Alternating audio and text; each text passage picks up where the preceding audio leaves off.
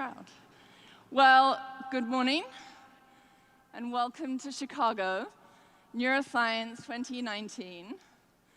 I am Diane Lipscomb, and it has been my enormous privilege to serve as the president of the Society for Neuroscience at the start of our 50th year celebrations. Yes, applause.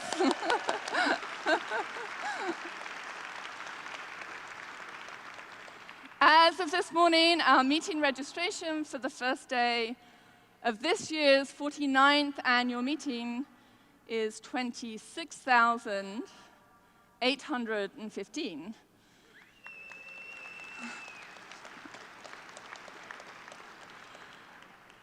I'm going to begin by expressing my heartfelt thanks to the many members of the Society who have helped to develop this year's program.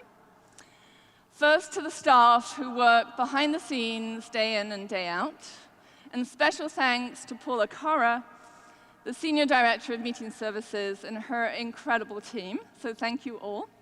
And I also want to thank the SFN volunteers who serve on Program Committee. This is a committee that is by scientists for scientists, and they put together just a tremendous program for this week.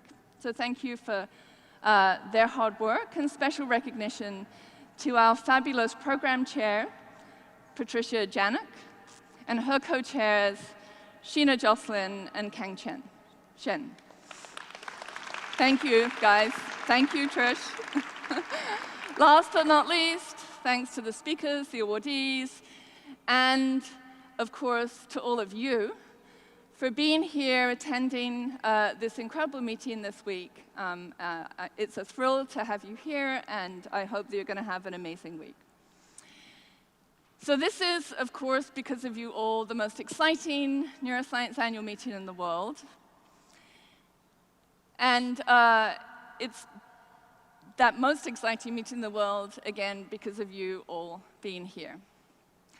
So I'm not sure whether, as you were walking in, you saw this giant cube outside in the Grand Concourse.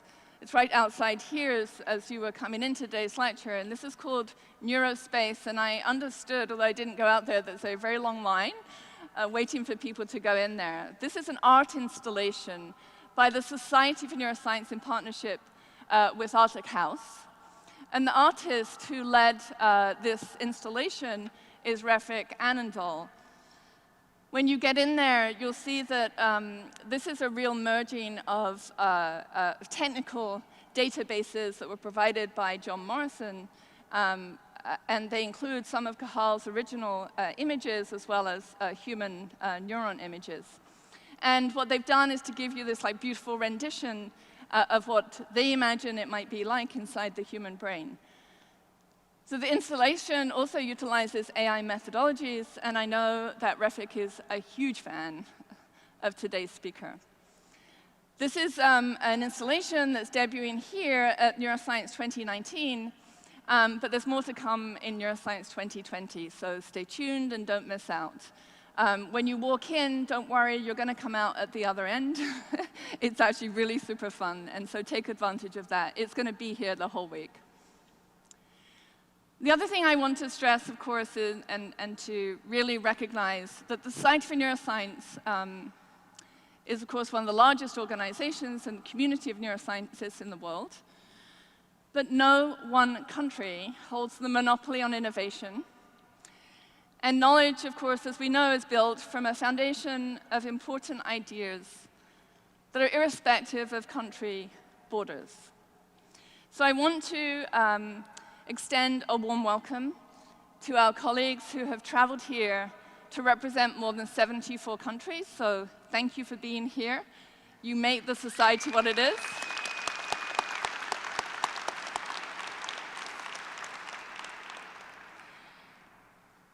Despite our deep conviction that the society is richer as a global community, some of our members were denied US travel visas to attend the meeting. We believe passionately in the importance of exchange of ideas. And so these scientists are presenting their work through the Society for Neuroscience's Science Knows No Borders program. While this is not a substitute for being here at the meeting in person, this program gives voice to our colleagues that would have had none. There are 10 presenters who have used this option, and their presentations are identified by a sticker that says Science Knows No Borders. The Society, of course, supports scientific discourse as the surest path to advance knowledge and to catalyze new ideas. And it is obvious to us as scientists that a person's appearance, their diction, their accent, and who they choose to love tells us absolutely nothing about the potential of a person to contribute to neuroscience. Yes. And so, with such need in this world and so much left for us to understand, let's remember to give voices to all members of our community.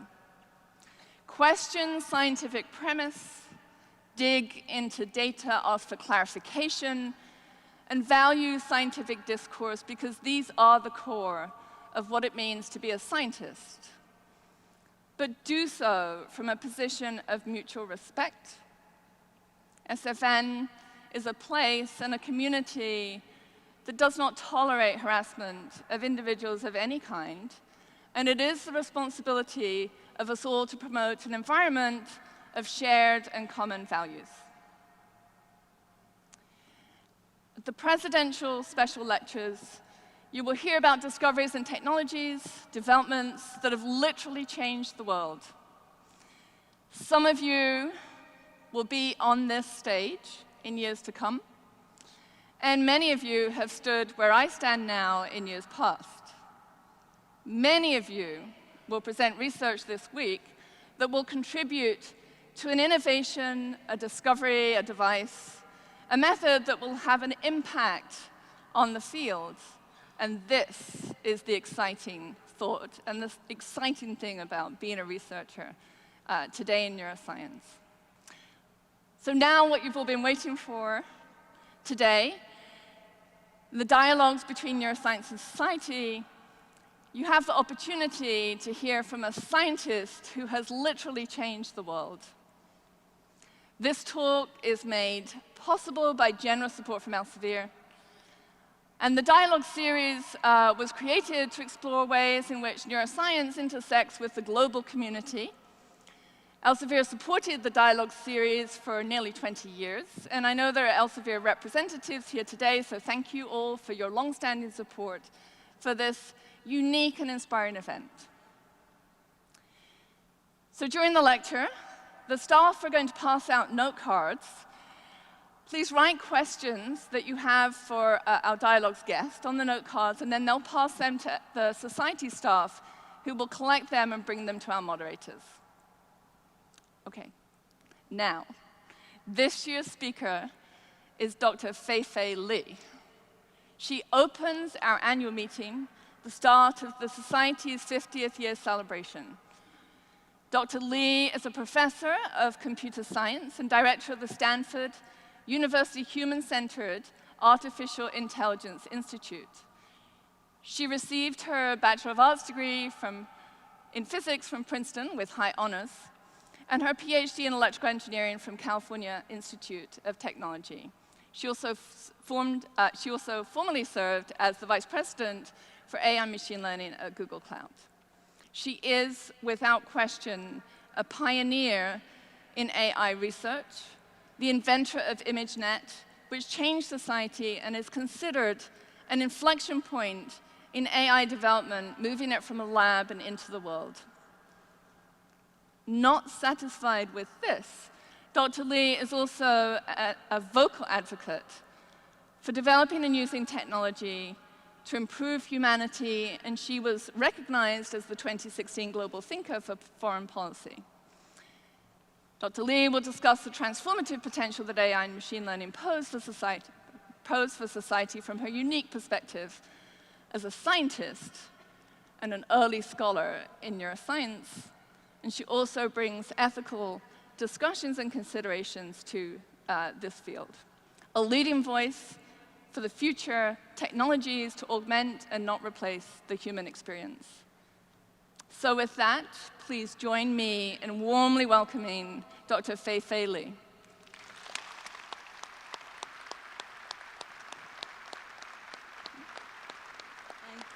Thank you, Diane.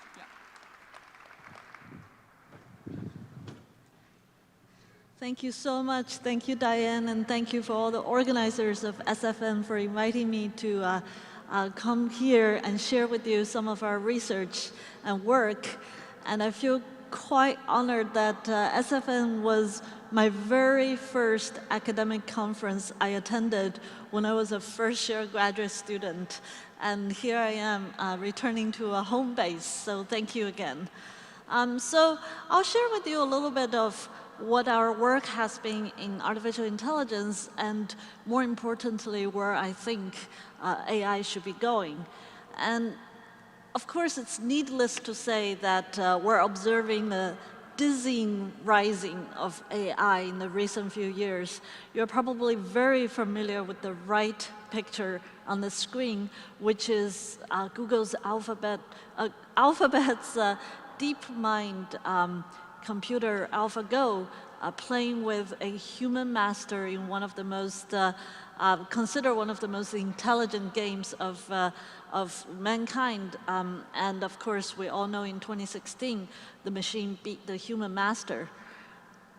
In fact, the quest for making thinking machines, or sometimes we call them intelligent machines, has started more than 60 years ago. We all know British mathematician and computer scientist Alan Turing posed this audacious question to humanity: can we make machines to think? So on the left is a picture taken many decades ago, before AlphaGo, in the 70s, by an AI pioneer, Dr. John McCarthy. He actually is the very person responsible for coining the term artificial intelligence, along with AI pioneers like Marvin Minsky. He was also the founding director of Stanford's AI lab. So I put these two pictures together to show you the relatively short span, but still a span of more than 5 decades of effort in the field of AI on the quest for making intelligent machines. The field of AI I work in particularly is called computer vision, and that has also seen a tremendous growth and progress in the past few decades. A decade or two before I entered the field of computer vision, we started grappling with this question of what is there in the pixels, or what is there in the visual world? Human brain clearly understand it. How do we make machines to understand it? So this is an example of an early paper that shows some of the early attempts to understand what's in this rich visual world is by recognizing lines. Neuroscientists, we owe it to you guys to tell us back from the Hubel and Wiesel study that edges and lines are important in human visual processing. So this is an early work in computers reflecting that thinking.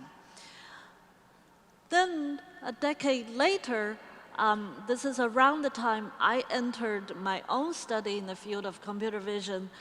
The field is starting to look at a few more practical problems that can connect us better. For example, recognizing digits by computers, or recognizing a specific object in a scene. So again, these are very, very early attempts to understand the pixel world that is so rich and so important for humans and intelligent animals. I remember entering the field around that time thinking, oh my God, it's going to be hundreds of years before we can do anything close to what human vision can do. Well, a decade later, we see some major breakthroughs. Today, computers can recognize everyday objects in pictures with really high fidelity.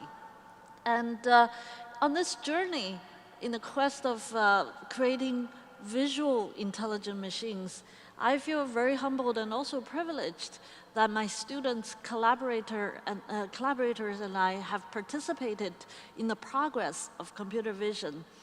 Some of you might have heard of the project called ImageNet, which was an attempt to reboot the thinking of computer vision and machine learning using big data to drive the learning of object categories. Around 2010, we rolled out an international challenge to invite the whole world's computer vision researcher community to participate in ImageNet challenge. And one of the primary tasks for this challenge is to build machines to recognize 1,000 different everyday objects.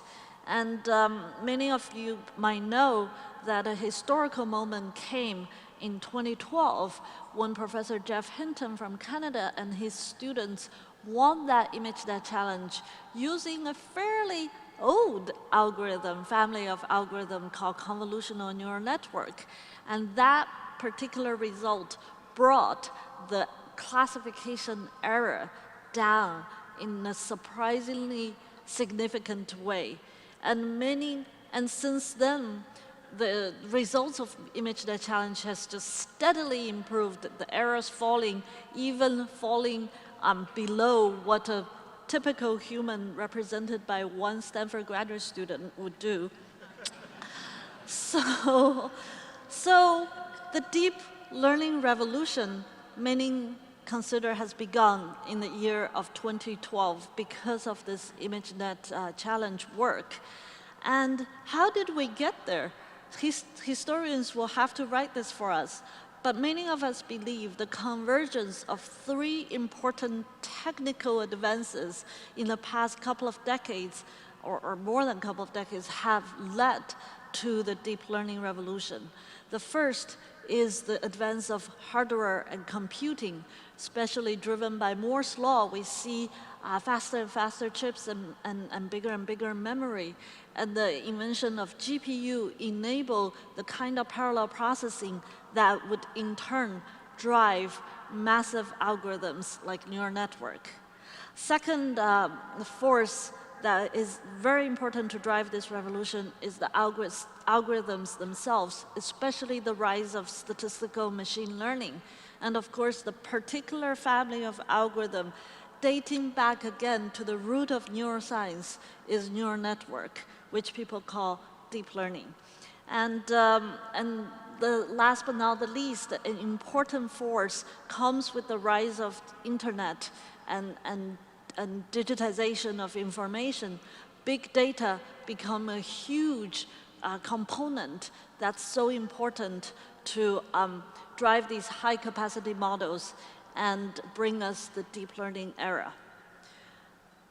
Perhaps the biggest change as a scientist working in this field for the past 20 years that I have been seeing is that AI, or what we call, some of you see it as deep learning, but AI is no longer a niche laboratory science. It has entered not only daily life, but is driving the fourth industrial revolution. If you look at measures coming out of the business world in any way, whether you're looking at how industry is revolutionizing their own work through the use of deep learning, or the blossoming of startups and entrepreneurial opportunities that is using AI and machine learning, or just the estimate of global AI markets by many think tanks, all these curves are just going upward towards the future. So no matter how you see it, the impact is happening. And this is an impact that frankly exceeded many of our expectations as scientists who enter this field as a sheer scientific curiosity in 20 years ago or 30 years ago. But now we see it as a real force of change of our society. Speaking of the force of change, Of course, we're heartwarmed by applications that would use this kind of technology to help people. This is the first blind person who test drove Google's self-driving car. And you see the smile on his face, the sense of liberation that autonomy can bring to someone who couldn't have driven without this technology is very uplifting. But is that all there is? Is this technology just going to bring utopia? I know that by 2019, nobody in this audience is thinking that this technology is only going to bring out the forces of good. We should be thinking about a much more comprehensive impact of what this technology is bringing. For example, those of you who have kids, or especially teenagers, might appreciate this. It's changing our culture, right? You might get teenagers starting to laugh at the way we talk to their parents' generation talk to a piece of machine. And that change is gonna come slowly and subtly.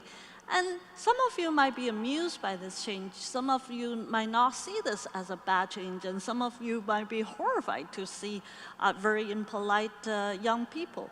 But there are even more serious changes coming. The social awareness now is rising to see what machines might impact, whether it's job displacement, or machine learning bias and discrimination, or infringement of personal and community privacy. These are real issues that's not happening in the future, but happening today, using advanced technology involving machine learning, computer vision, natural language processing, and many sub-areas of AI. So one of my favorite scientists is Albert Einstein, so I like his quotes. So here's one. Even many years ago, he has said, it has become appallingly obvious that our technology has exceeded our humanity. So the most important word or reminder Einstein has for us is the word humanity. Personally, as an AI scientist, while I feel extremely humble, privileged to be part of this change and to contribute it to the progress of AI and to continue to do research that we would like to innovate for the future, I have been thinking for the past several years now that where should AI be going? What is the next chapter we should write together as scientists, academians, educators, innovators about AI? And that whatever we do with AI is intimately related to the future of our society and our humanity. So I have been thinking a lot about a new approach to AI, and I'm here to share with you this approach called human-centered AI. And at its core, human-centered AI is about human values and bringing that value and awareness into the development and deployment of this technology. And we define this in 3 principles or pillars. The first one is the development of AI must be guided by concern for human impact. The second is AI should strive to augment and enhance us, not replace us. And the third is AI must be more inspired by human intelligence. And I want to spend the rest of this talk sharing with you some of the details and research that is centered around each of these 3 principles.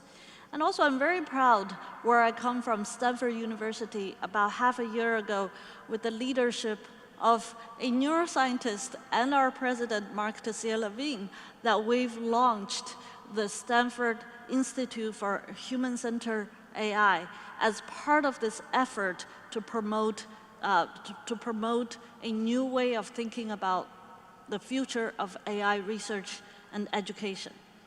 So let's just talk about the first principle. The development of AI must be guided by the concern for humanity. At the core of this is that we're advocating to rethink AI no longer as a subfield of computer science. AI now is too big, too broad, and potentially too impactful to all of us, so that it should become an interdisciplinary field, especially inviting other sciences and social sciences and humanities studies in the study and research of AI, so that we can understand, anticipate, and guide its human impact and societal impact.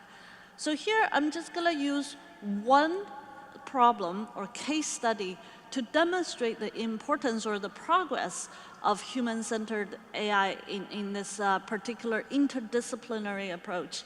And this is a case study about machine learning bias. It's an issue that concerns many of us here, that a lot of people say, in this data-driven approach, garbage in, garbage out, when we have a biased system starting from data all the way to decision-making, it'll have dire human consequences, whether we're making financial decisions, HR decisions, law enforcement decisions, and so on. So I guess I'm going to be a little biased myself, and all the work I'll show come from Stanford collaborations. But I just want to say that globally, many scientists and social scientists are working on this issue, and it's a rapidly progressing field that is very heartening for me. So to turn machine learning bias into machine learning fairness study, there are many approaches. For example, we can specifically look at dataset fairness. I'm collaborating with two Princeton professors on re-examining ImageNet and a historical data set and how to rebalance that. Here's an example of the programmer category in ImageNet, where we look at the gender, skin color, and age distribution and use algorithmic ways to rebalance that data set. But there's also work done in algorithmic fairness, where my colleague James Zhu from Electrical Engineering Department and Londa Shibinger from History Department at Stanford are looking at a new way of algorithmically balancing natural language embeddings that carry the kind of natural bias humans already do today, which is transmitted to our data. For example, doctors, men is to doctors as women is to nurses. These are the kind of bias we already exist in human society, but through their algorithmic fairness work, we're rebalancing and unbiasing this. We also have mathematicians at Stanford, or theorists in computer science like Professor Omar Ringgold, looking at a mathematical definition of fairness and algorithm, and also collaborating with doctors like cardiologists to look at long-tail distributions in medical data and how we can offer fairness in computing. We have also statisticians and natural language, machine learning and linguists, scientists, looking at causal reasoning and counterfactual robustness using computing fairness. Clearly, I'm not showing you the technical details of the work. I do want to just use this opportunity to bring to your attention this these ongoing work that I find very exciting. We also have a management science professor collaborating with law enforcement the collaborators, and using law enforcement data to look at how the decision-making part of the AI system or pipeline can become more fair. For example, we can use machine learning or natural language algorithms to turn a vanilla document of law enforcement that can carry race information through names, address, zip codes, hair color, and all that, into a race-blind document, so that it will help decision-making in law enforcement to become more fair. A similar decision-making fairness work is happening between education school and Stanford computer science department to look at how we can use a reinforcement learning method to increase fairness in decision in uncertain situations. Last but not least, at Stanford, the computer science department is collaborating with our ethics and political scientist, Dr. Rob Reich, in creating a new kind of education, new curriculum on computers and ethics and public policy. And in fact, we collaborate closely with Stanford's Ethics, Technology, and Public Policy Center on developing new classes or developing new contents for existing classes. These are all the ongoing effort in just this one example of using interdisciplinary approach, inviting historians, political scientists, education researchers, policy researchers into the field of computer science so that we can together combat the problem of machine learning bias. But in the field of interdisciplinary AI research for understanding societal and human impact, at Stanford we have researchers studying on AI and its impact on the future of work. We have researchers and collaborations happening on autonomous robots and vehicles, on societal and policy impact. We also have political scientists and machine learning researchers collaborating on using machine learning to improve refugee policy through better algorithmic refugee placement systems.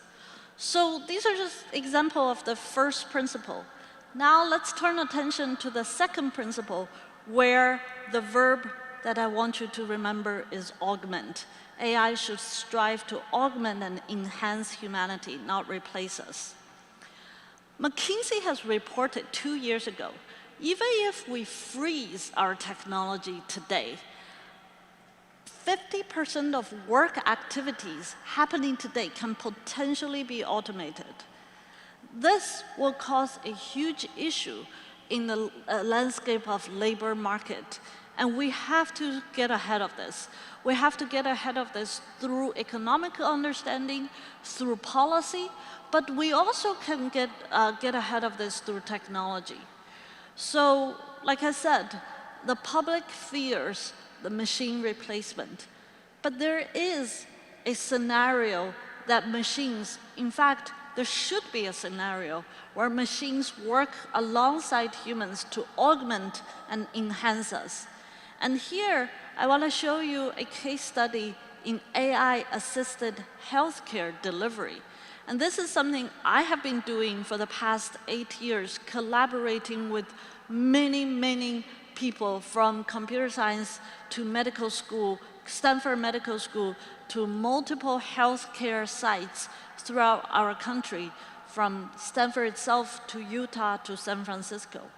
And the bottom line is that we believe that we can enhance clinicians' human care with the assistance of intelligent systems, just like we can enhance the ability of human drivers with driving assistant packages. And why does this problem matter? I want to show you some pretty scary statistics.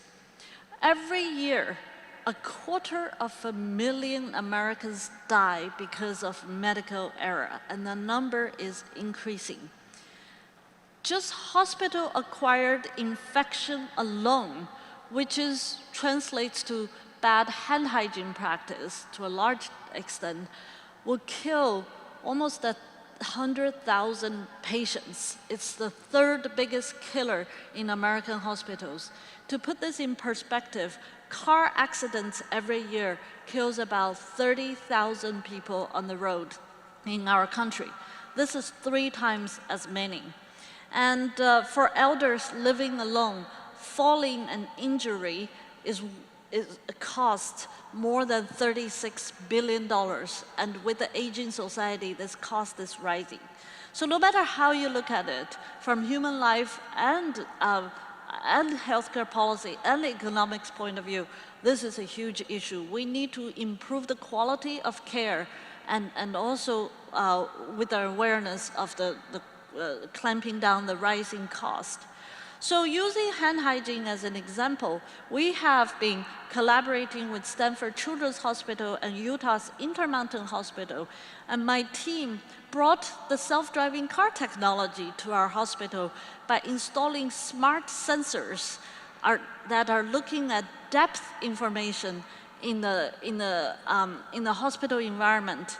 And these orange dots represent sensors installed in the hallways and patient rooms of a ward in the Intermountain Hospital.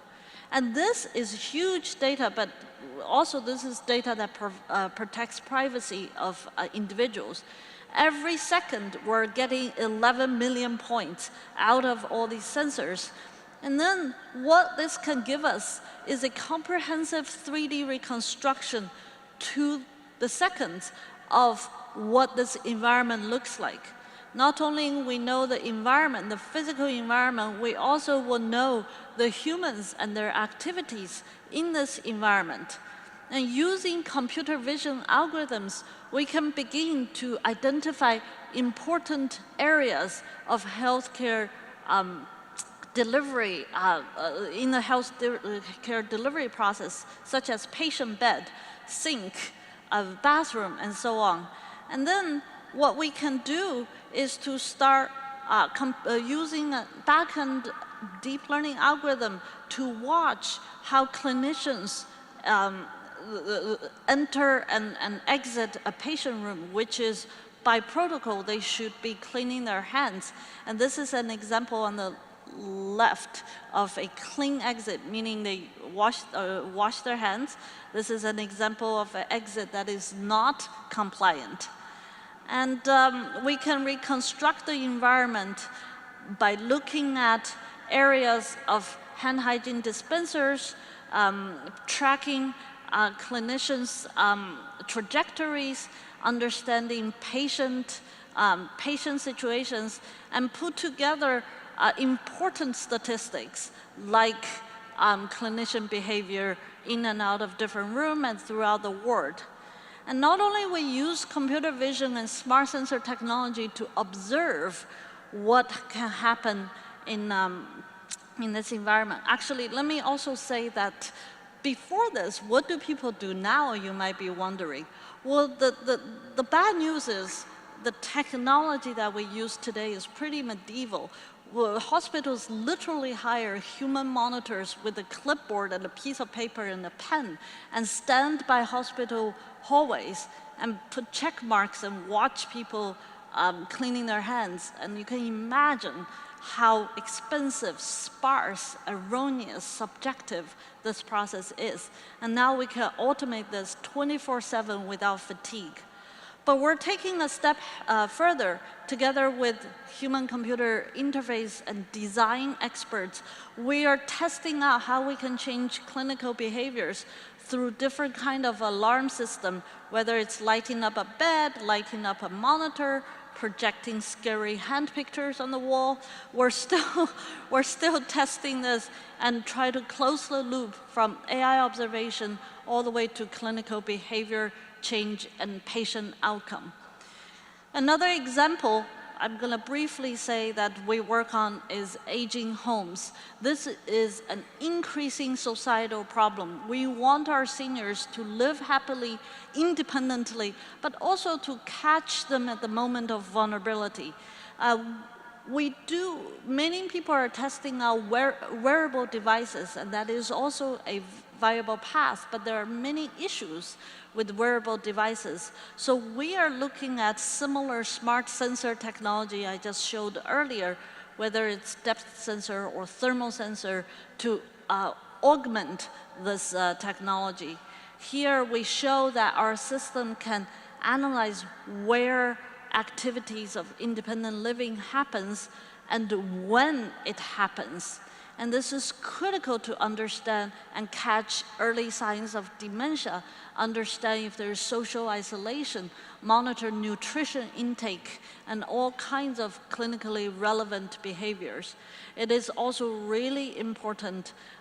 We can also use this technology to understand gaze changes that is hard for a wearable device to catch. And this can be very indicative of early signs of dementia, Parkinson's disease, rehabilitation, stroke, and many other conditions. So overall, our work in healthcare shows that AI has a role to play to augment human care and to enhance human capability and to lower the cost of healthcare, improve safety, and give caretakers the time back to patients. This is the #1 reason for nurses and doctors to be excited to work with us. They want their time back with the patients. They don't want to be charting or just watching, looking at monitors. Of course, AI technology is also improving healthcare surgery technology. It's aiding drug discovery and chemical synthesis. It's also showing up in education sectors that it can become a potential teacher's aid to especially lifelong learning and personalized tutoring. I also have robotics colleagues today working on rescue robots that can go to places that humans shouldn't be going to endanger their lives, such as deeply under the water or in disaster zones. I can say, the list goes on and on. This truly excites me, but let's just turn our attention to the third principle, which is AI must be inspired by human intelligence. Why do we want this? Because we just painted this picture of AI augmenting humans. If we think machines can work alongside humans, can be collaborative, machines need to understand human intelligence and at times possess the kind of human intelligence that are required in this process. Well, where are we today? Here's an example of the best computer vision algorithm we can do today for object recognition trained on ImageNet using ResNet or whatever fancy algorithms we have. And the computer can tell us this picture has a dog, a couch, and a man. It can even see the coffee cup if it needs to. But you and I don't see this picture this way. We see a whole different story. We see emotion. I at least see the guilt look on the dog's face. And we might even be predicting what's going to happen next to the dog or to the couch or to the coffee mug. So there's a lot happening. And that's the contrast of today's AI with humans. I don't need to convince a room of neuroscientists that human intelligence is dynamic, multisensory, complex, uncertain, interactive, whereas today's AI is very narrow, static, disembodied, and the list goes on. So as an AI scientist, my passion is also to enable tomorrow's AI with the kind of human intelligence or capability that is much more complex. It doesn't have to replicate how the neurons did it exactly, but it should be deeply inspired, just like we were inspired by Hubo and Wiesel many decades ago. So I want to show a few work that focus on the interactive nature of natural intelligence and how that inspires a couple of our ongoing research projects to enable the machines to see the world or interact with the world in interactive and rich way. So the first collaboration is with computational neuroscientist Dan Yamins and his postdoc and our joint students about enabling the AI agent to interact like a baby.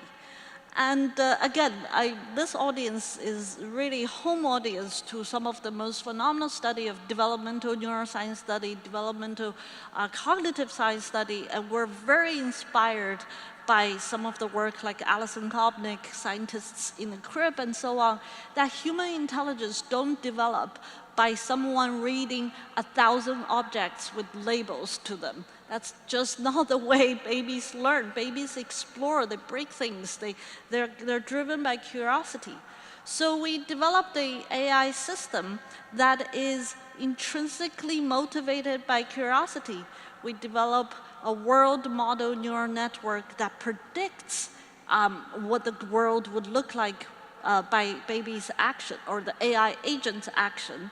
We also, in the meantime, there's a self-model network that predicts the error between what the world looks like and what I think the world will look like.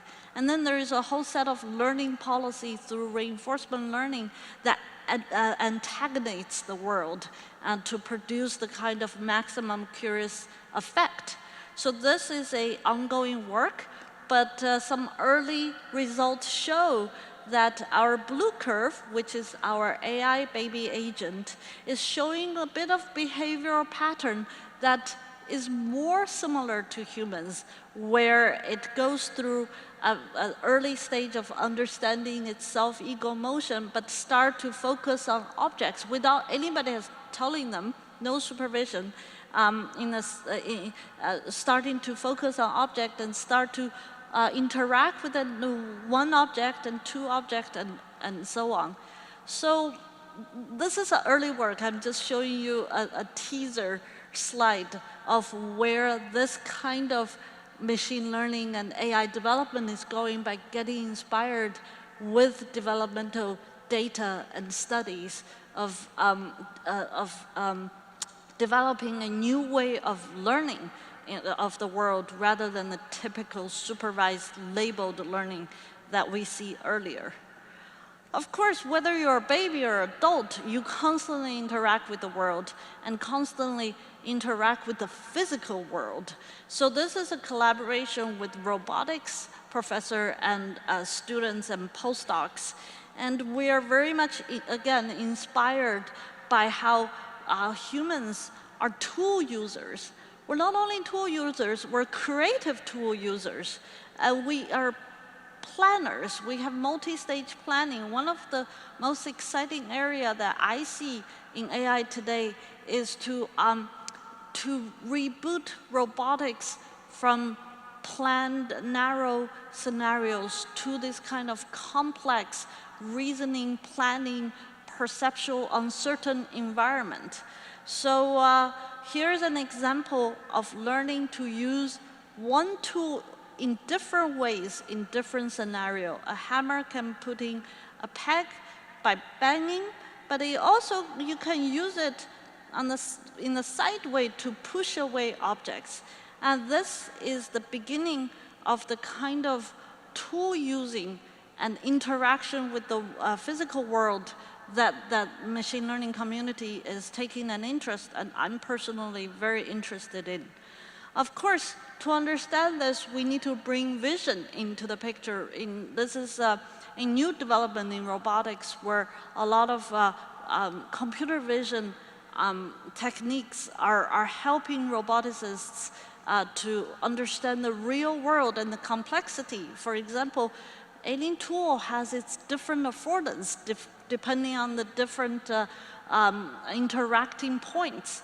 And we can introduce this idea into a scenario where the goal is actually, let me just go back, where the goal is to put this peg into the hole, but we devised an algorithm for the machine arm to use this hammer in very different ways, using different affordance to get the object in question into its desired location. Sorry, this is here is Another step we take is how about composing new tools? So this is a work actually still under review, that by recognizing different grasping points and affordance and how they can interact with the physical world, we can put together new tools for different tasks. The pushing tool is different from the reaching tool. It's different from the hammering tool, even though we're using the same building block. And then we can use the new pushing tool, hammering tool to perform the desired task. And here's just a bunch of nice videos showing you that we can take this kind of multi-stage planning into different scenarios, whether it's clearing a desktop or inserting objects into holes or crossing certain bridges. If there's any real roboticists sitting in the audience, you might be asking me for real demos. Well, here is one. And one challenge in robotics research is that not only we have to do all the planning and learning, we also have to recognize real-world scenarios and real-world state.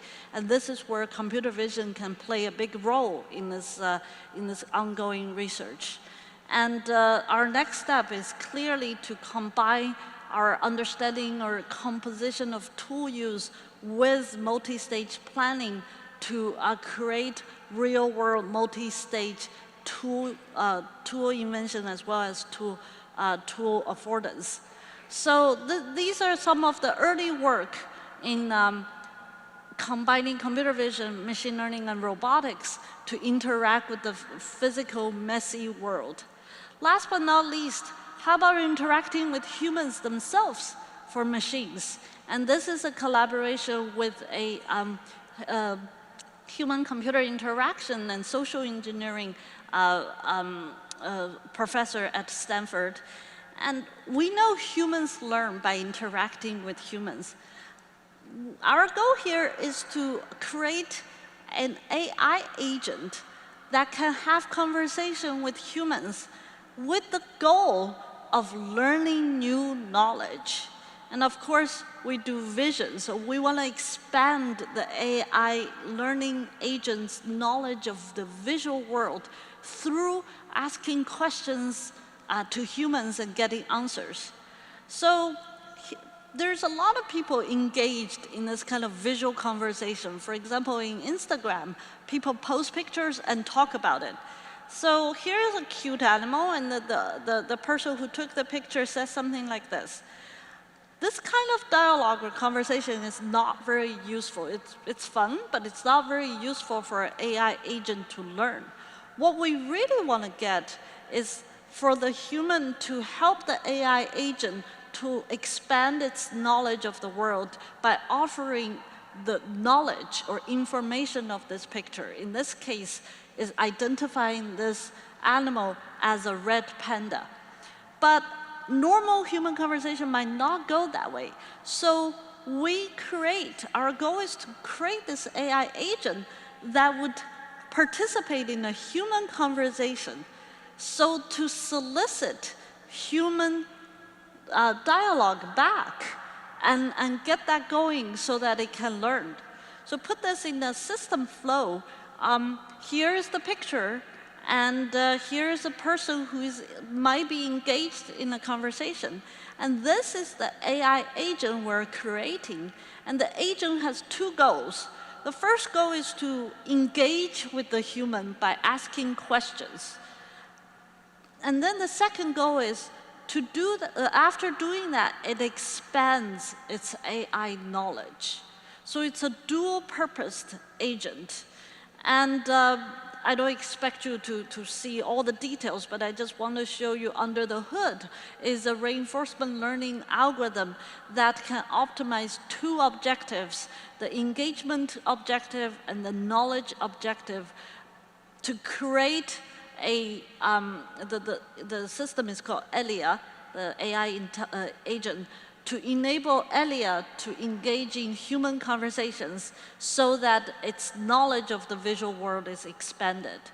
Here are some examples where, given a picture like this, Elia is the last green line, is able to ask interesting questions like, is the animal standing on snow?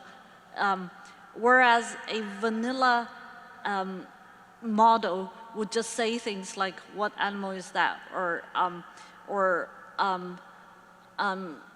And there are some ablation studies that I'm not going to get into. The bottom line is the green questions generated by our AI agent are quantitatively more engaging. And as a result, we're able to expand the agent's set of visual knowledge so it continues to learn on an ongoing basis. And with this expanded knowledge, it's able to recognize more and more things in the world and learn more and more. And here are just a few examples of how the machine can recognize interesting objects in the world like magpie and dahlias and feta cheese that it didn't start off knowing, but gradually accumulated this knowledge. So I want to just finish by reminding us that was kind of a whirlwind summary of the kind of research that's going on at Stanford and mostly in my own lab on built upon this 3 principles of human-centered AI. At Stanford, we're committed not only to do research, but also equally committed in the education and outreach of human-centered AI work. We're engaging students, we're engaging artists, we're engaging policymakers, journalists, lawyers, business leaders, and just civil society at large to promote this kind of human-centered AI thinking. Thank you very much.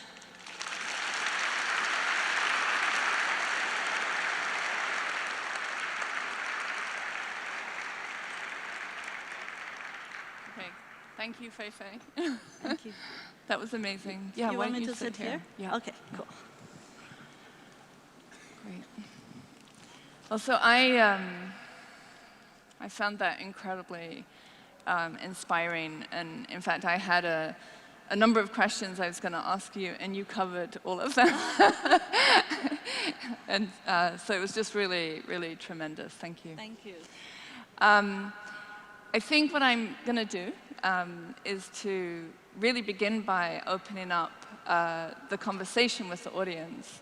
And we have I think about half an hour or something, to 35 minutes to 40 minutes to really engage you all. And so before I do that, I want to introduce quickly the moderators who have been gathering questions. I can see them all huddled over there in the front row. And I just wanted to introduce to everybody very quickly who they are, and then we'll get into a discussion with Fei Fei. So Matteo Carandini, Isabel Heyman, and Tricia Janik are going to be our moderators for today. Just a really quick background on them, on the 3 of them. Matteo is a vice president of research and professor at University College London, and his research is to investigate how the brain processes sensory signals and integrates them with internal signals to guide decision and action. Isabel Heyman is a clinical child and adolescent psychiatrist, honorary professor at Great Ormond Street Institute of Child Health at University College London, and she's an expert on obsessive-compulsive disorders in children. Isabel was actually the UK Royal College of Psychiatrists Psychiatrist of the Year in 2015-16.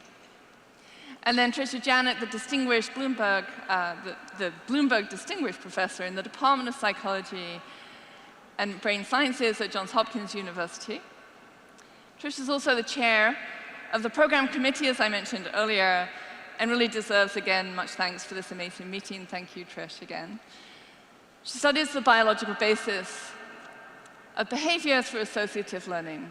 So they've all been reviewing your questions, I know that. And I think what I'll do is start with Tricia to begin, to come up here. I think you have a microphone there? Excellent. So Trish, do you want to get going? So the first question we have for you, Dr. Li, from the audience is can and should we develop artificial empathy in tandem with AI? That's a great question, and I know this audience is so human-centered. The first question is about empathy.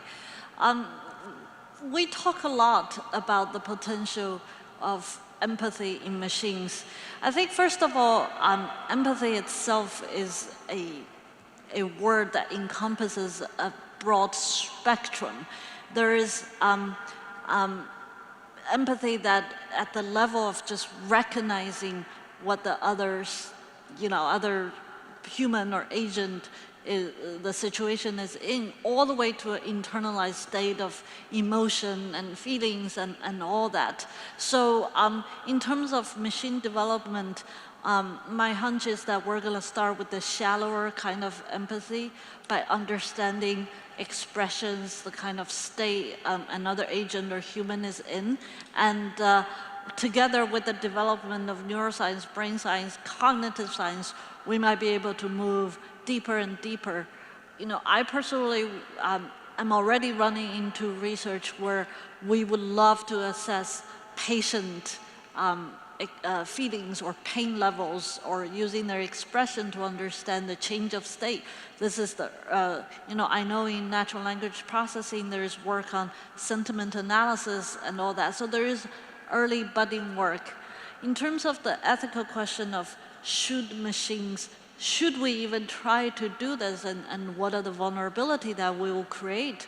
I think it should be contextualized in all the vulnerability and ethical concerns of technology development, whether it's empathy or vision or speech or synthesis, like what people might hear again and all that. So I would say the answer would be yes, as a scientific innovation will probably continue driving this kind of work, but in terms of its ethical guideline, and especially on the application side, as a society, we should work together on this.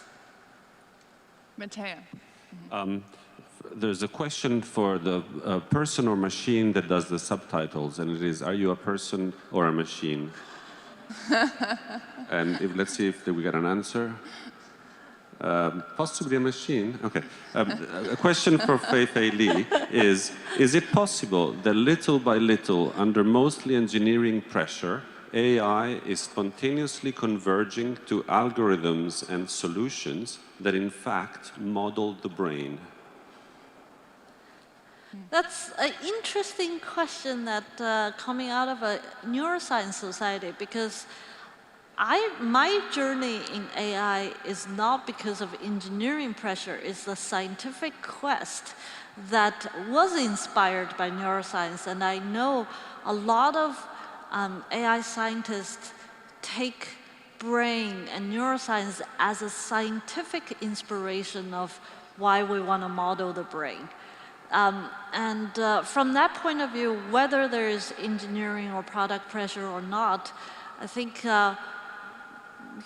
humans as a very curious animal will not cease the quest and exploration of how we can model the brain and understand its computational principle. About engineering pressure, there is AI as an engineering discipline does also have its own objective, and I'm sure many of you know this analogy, and I share with my students, flying, right? Are we replicating birds, or are we making airplanes? The answer is a little bit of both, because airplanes are this massive engineering feat of human civilization, but the engineering of airplane does borrow the study of birds. In fact, it borrows it takes the shared foundational physics, which is aerodynamics. And so we're doing a little bit of both, even if the goal is for an engineering goal.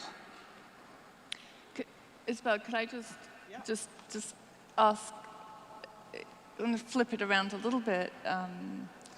you know, when we first met, or first spoke, you mentioned it in your introduction, and you said, oh, this is going to be like coming home, coming to the Society for Neuroscience meeting. And so in listening to you, did you get any of your inspiration from the early years of being exposed to neuroscience? And like, how has that affected the way in which you have thought about Absolutely, it? Daya. I'm saying this not because I'm sitting in front of neuroscientists and potentially some of my professors, former professors, but my own journey as a scientist. You mentioned I was a physics major in undergrad.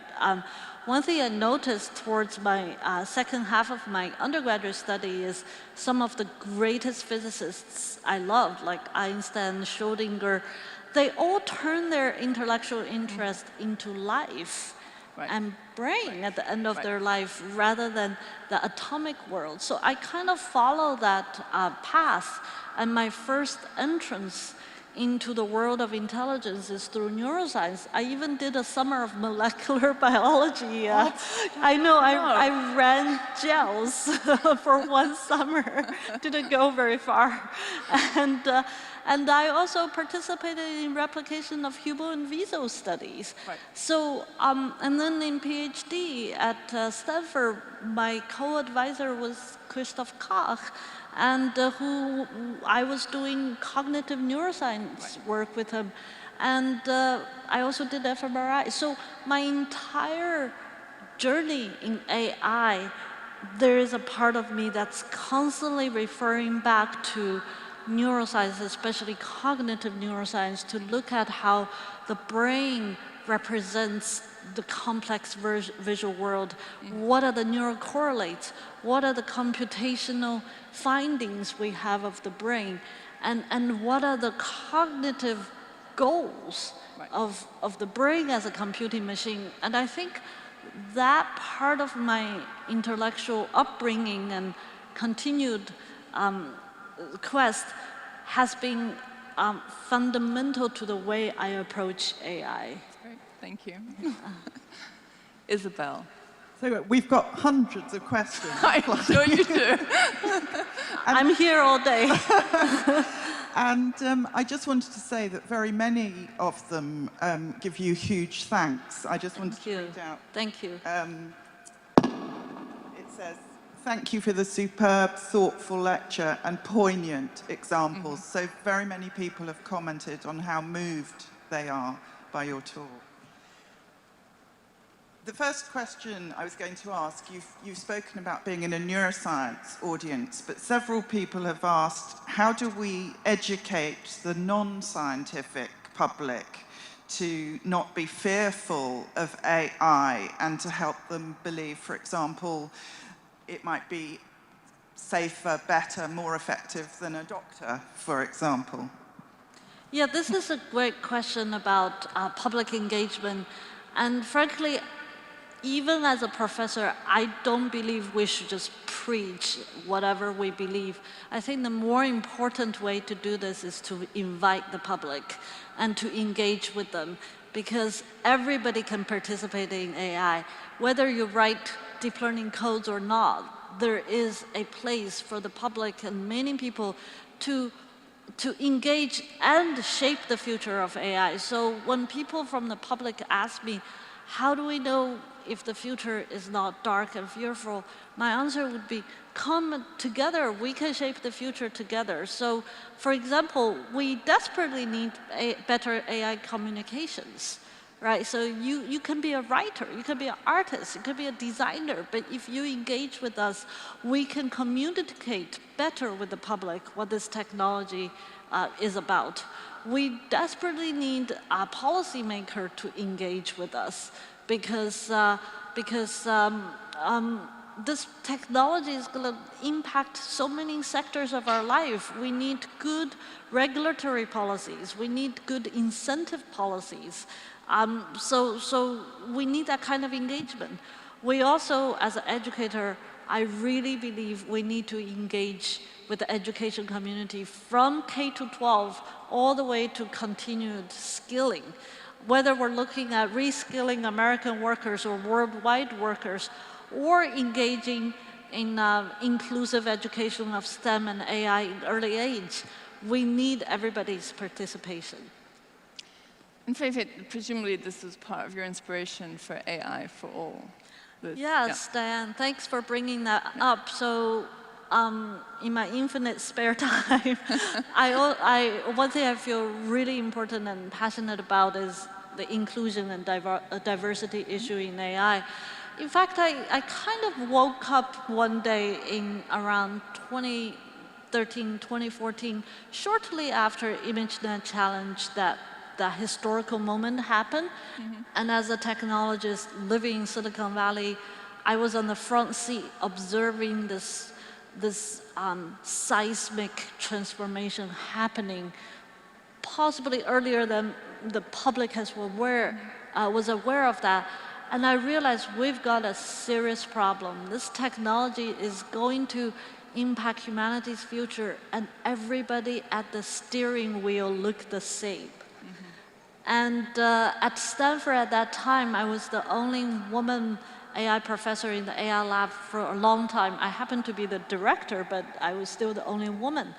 And my students, I go to NeurIPS, I go to CVPR, I go to all these conferences, I just don't see many women, and I really don't see underrepresented minority. And if you believe machine values are human values, what we make reflect who we are, this is a dire crisis. So luckily with my former PhD student, Olga Rusakovsky, who is now a Princeton professor, she and I really share this passion. So in 2015, we started a pilot program. It's a summer camp for high school women to invite them to Stanford to join us for 2 weeks to learn about AI, to do hands-on research about human-centered AI. I even invited a group to do the clinical work I just talked about. And that was so successful. My favorite scene till today of that experience, can you imagine a group of 24 high school girls braiding each other's hair and talking about deep learning algorithms in the meantime during the breaks of lectures? It was just so human and so beautiful. So in 2016, so we did it at Stanford for 2 years. In 2016, at the encouragement of Melinda Gates and also Jensen Huang, the CEO and founder of NVIDIA GPU, they seed funded us into a national nonprofit. So we expanded 2017 to 2 campuses, Stanford and Berkeley, for low-income family students in the East Bay Area. And that was also wildly successful. So we realized there's a national need. So 2019, this past summer, we are on 11 university campuses from East Coast to West Coast to the middle, Michigan, CMU, Arizona, and then Maryland, Columbia, Princeton, and 11 campuses, and we're still expanding. Our goal is to really move the needle to create the next generation AI leaders that will be a lot more inclusive and diverse. Thank you. Thanks. Trish, I think yes. Thank you. Thank you. If anyone is interested in opening a chapter in your university, you can talk to me. Now, there's an offer, yeah. Tricia, yeah. Okay. So since we're at the neuroscience meeting, we actually have had quite a few questions. Very interested in how you've talked about how neuroscience has led to inspiration for AI. But can you comment on how AI may benefit neuroscience research itself? Yes, and I'm going to do it in a shallow and bad way. I do have tremendous colleagues at Stanford who are doing the forefront of this research. People like Surya Ganguly, Dan Yeomans. But machine learning is a tool, and coming out of this tool is tremendous mathematical optimization and computation capability. So, for example, the connectivity of the brain, even I heard the art neurospace installation possibly used machine learning techniques to track neuronal from axons to dendrites to segment neurons. I know a lot of the connectivity work in neuroscience are using these kind of machine learning tools to process, like terabytes and terabytes of data, and only machine learning have that kind of throughput that humans or even crowd cannot possibly have that quantity. There is, in a field closer to my heart that at least I know something about is neuroimaging, that even back in 15 years ago, machine learning and pattern recognition algorithms start to help us to read out the kind of neural patterns or multivariate patterns that is more nuanced and more powerful than just simpler statistical analysis like regression. I've got a long-term collaboration with Professor Diane Beck at University of Illinois on this line of work. But there is a lot more. Like I said, for example, my colleague Surya Ganguly, he is looking at theoretical deep learning algorithms and trying to use that to corroborate models of neuronal learning and so on. So there is a lot of opportunity to use it either as a tool to enable discovery or as a inspiration to check on models of the brain computation or cognitive models and the combination of all this. Thank you. Matteo. We've got various questions about societal biases, and one of them is to fix these societal biases, should we become more comfortable over time with AI making better decisions than humans? Better here is in quotes. And who should make that final call on which decision to choose? Great question. So there are really two questions. One is the society going to become more comfortable with machines making decisions? I think the answer is not, is that future going to come, is the future is already here at an alarming rate. Like, I now drive only with the map guidance on my cell phone. I don't even know how to get to my work anymore without a Google Maps. So we're getting so comfortable that some of this is worrisome already. In terms of a deeper societal question, or even getting into the human agency, the moral agency of decision making, I think we need to invite the whole society to make a decision on behalf of us. Just a month ago, I was in Vatican talking to theologians and Catholic leaders about the moral agency of machines. We also, in 10 days, Stanford will be inviting policymakers worldwide to talk about the kind of policies and laws we should have for machine decisions. So the answer is going to be nuanced, it's going to be complex, sometimes it's going to be sector by sector, depending on if the decision is a medical decision or if it's just buying your favorite piece of clothes.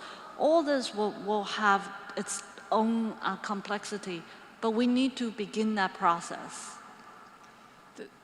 And as you were talking, of course, and really showed incredibly powerfully how important it is for those discussions to occur not just within the computer science department, Absolutely. but across an institution. Absolutely, right? yeah. And so, also, of course, very important for any decision not to be an individual decision, but rather for there to be really common sets of guidelines and for things to be really institutionalized. Absolutely. And I think that came across so incredibly well. I think it has to be a multi-stakeholder discussion. It cannot be just a bunch of engineers or computer scientists deciding, nor can policy be made without the engagement of all of us. Isabel. So this has been a huge theme for this audience about can AI help us with the problem of climate change and global warming? Just an easy question for you. Yes, I get that a lot these days. And I think my answer is going to be the same as everyone in this audience. I really, really hope so. And of course, I think the reason I think I can hope that is because some of the climate issues are rely on data and rely on compute. And when that happens, the tools of AI and machine learning should be there in the front line helping, right? Our climate scientists, our naturalists, we need that kind of data.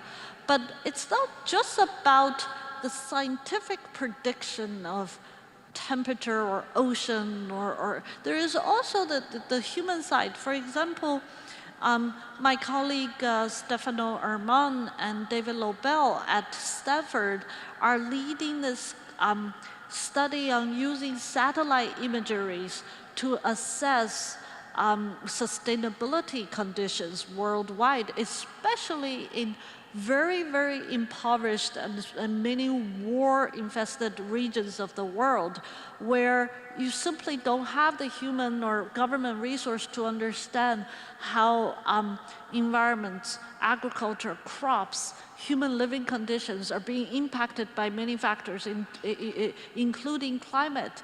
And their work using satellite imagery, computer vision, machine learning is right there providing the kind of insights and data that no government or no United Nations agency, nobody ever knew before. And that is super important. My colleagues studying refugees, we're already seeing climate refugees. And the human lives are going to be impacted. So not only AI can participate in the scientific analysis of climate, it can also participate in the policy, the human factors of climate. So I really, really do hope so, and I really do call on AI researchers to participate in this. Yeah, thanks. Tricia. So we have a number of questions that also are focused on healthcare applications, as you mentioned, but specifically from this audience on brain-machine interface, which of course is an approach that can help many disorders and pathologies, but in line with your notion of augmentation, what might we need to keep in mind as a society as we move forward with the idea of neuroimplantation, and what are the ethical concerns, et cetera? That is a wonderful question. So, of course, I do not work in brain-machine interface, but I watch this field with great curiosity, scientific curiosity, and also its potential clinical implication. One lesson or one experience I can share is that, in my early career of AI as a scientist, I didn't think too much about social impact, because the science was so early. As scientists, we just focus on the science and getting something to work. But AI scientists have already gone through this journey. We go from trying to just make things work all the way to seeing this being deployed in a society that is impacting human lives. My prediction is those of you working in this fantastic technology of brain-machine interface will be going through the same journey as we do. Right now, you're probably focusing on just getting it to work. And then soon, you're going to hit breakthroughs that it's going to work really well. And then soon, it's going to be clinically viable. And soon, you're going to see that technology might be scaled up, and now suddenly we're going to face ethical societal issues. So the information or the sentiment I want to share with you is that recognize that journey, recognize that responsibility, recognize the opportunity, to invite that kind of multi-stakeholder conversation as early as possible, because at the end of the day, we're all part of this responsibility of making it benefit humans, not harm humans. Thank you. Matteo.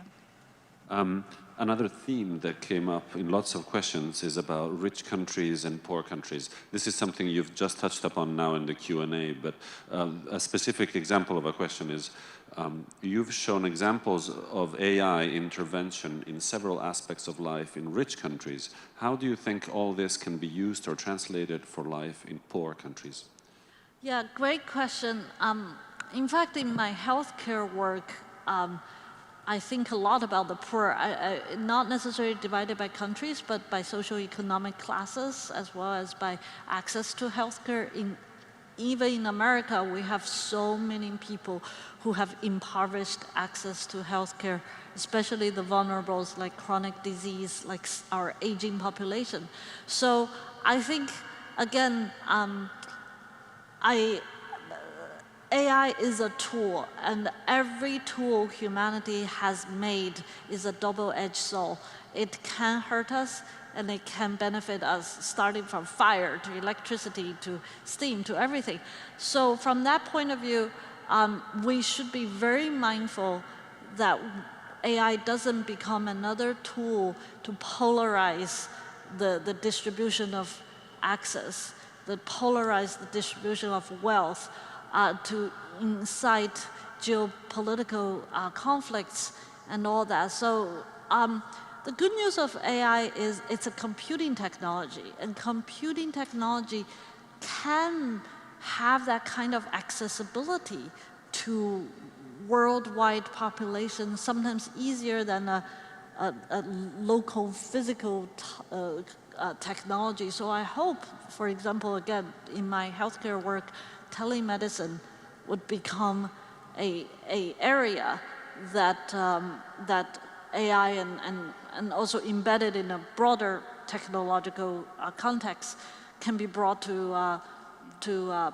per regions. Education is the same, right? There is a severe lack of teachers, and can we use technology, including AI, to to democratize the access of education? Yeah. So I think we've got time for probably one or two more questions. So Isabel. You've spoken a bit about the need to regulate and legislate and for governments eventually to get involved. But I've got a question about the other way round. Will we ever live in an era where AI algorithms will make laws out of big data processing? And they've used the example of global warming again, but do you think AI will ever help us create a fairer society?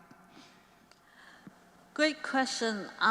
My colleagues in Stanford Law School are actually very actively thinking about AI's usage in law, in legislation, in government.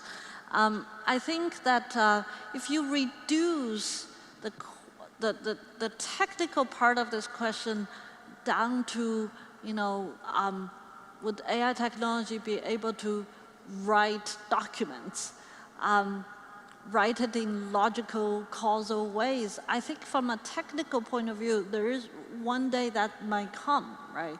But the bigger question is, what is law about?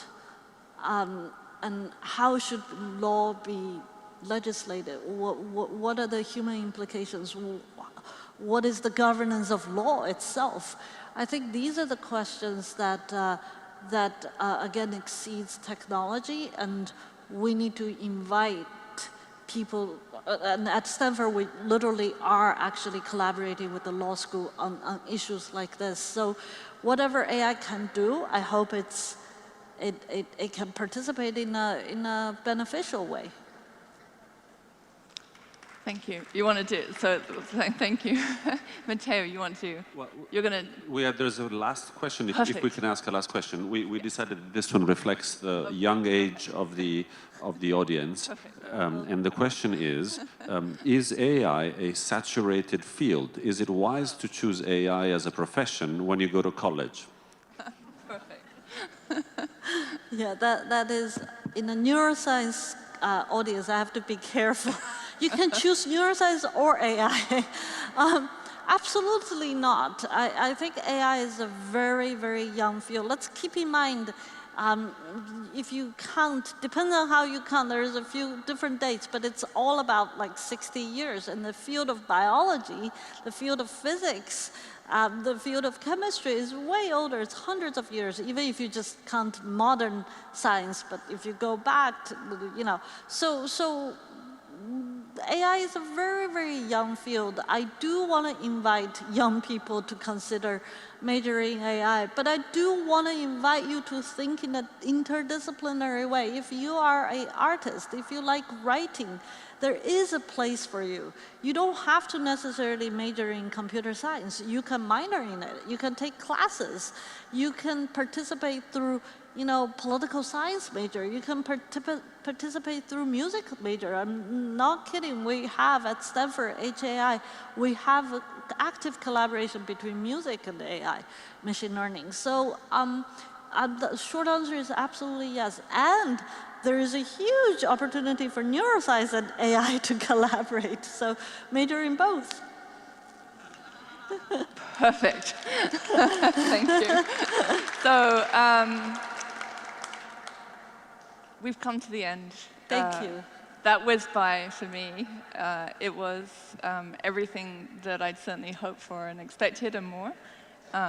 You are an amazing scientist. Thank you. An inspiration. And, to just wrap this up, I just want to say how the inspiration, of course, is the way in which you certainly thought about a big problem and turned it on its head, and then just went for that and said, this is where we need to be, and this is what we need to do, with a lot of struggle. And I certainly read and learned that you didn't get funding for a lot of this early work because people thought you were a little insane. And so that's a real message to the young people in the audience and early stage scientists, like, just keep going. Yeah. And then the openness with which the openness that you had, so you developed this ImageNet and other things, and you put this out into the world. You didn't hold it into your group and said, look, we want to mine this because it just took us years to develop this. You put it out there for the world to really take advantage of. And then also taking head on, just like looking into the face of what the future might be, and not moving away and not moving back from that, but moving forward into that big problem, I think is just the inspiration, I think, that we all got today. And so thank you for that. Thank you. Thank you, everyone. Thank you, Diane.